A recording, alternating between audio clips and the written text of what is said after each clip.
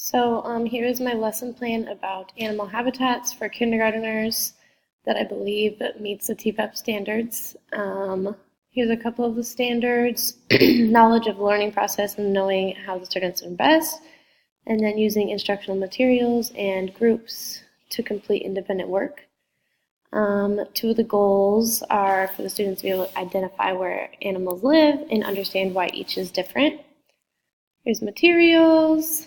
The introduction would take about 5 minutes, and just engaging with the students what they think that certain animals need, and then to explain what habitat means and the definition of that.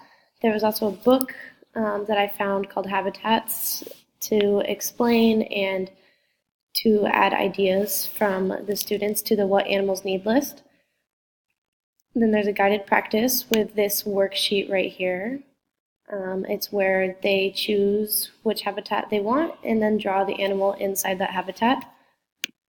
After that, I pick up the animal habitat worksheet and assess that they did it correctly, and then allow them to gather with each other and share the animal and the habitat that is associated with and what it would need to survive. And that's that. Thanks.